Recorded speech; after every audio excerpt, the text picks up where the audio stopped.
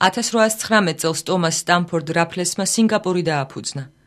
1820 წელს 86-მა აფროამერიკელმა ემიგრანტმა, რომლებიც ამერიკული კოლონიზაციის საზოგადოებამ დააფინანსა, ლიბიაში პირველი დასახლებები შექმნეს. 1840 წელს ხელი მოეწერა ვაიტანგის ხელშეკრულებას, რომლის თანახმადაც ახალი ზელანდია ბრიტანეთის კოლონია გახდა. 1899 წელს ესპანეთსა და შეერთებულ შტატებს შორის ომის დროს შეერთებულმა შტატებმა პარიზის ხელშეკრულებას, ანუ ამერიკის შეერთებულ შტატებსა და ესპანეთს შორის სამშვიდობო შეთანხმებას მოაწერა ხელი. 1900 წელს ჰააგის საერთაშორისო სასამართლო შეიქმნა, როდესაც ნიდერლანდების სენატმა 1899 წლის სამშვიდობო კონფერენციის დებულების რატიფიკაცია მოახდინა.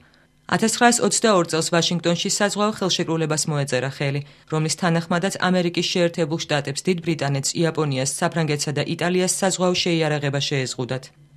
1987 წელს იურისტი მერი გუდრონი იყო პირველი ქალი, რომელიც ავსტრალიის უზენაესი სასამართლოს თავმჯდომარედ აირჩიეს.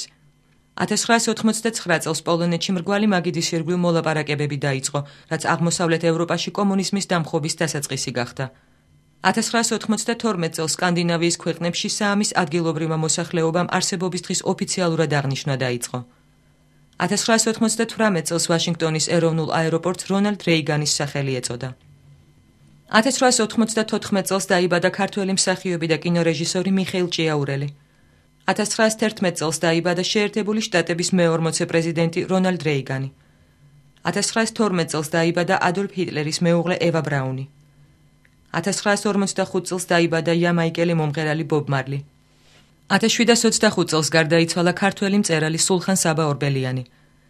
1740 წელს გარდაიცვალა რომის პაპი კლიმენტ მე-12. 1791 წელს გარდაიცვალა ქართველი პოეტი და პოლიტიკური მოღვაწე ბესიკი.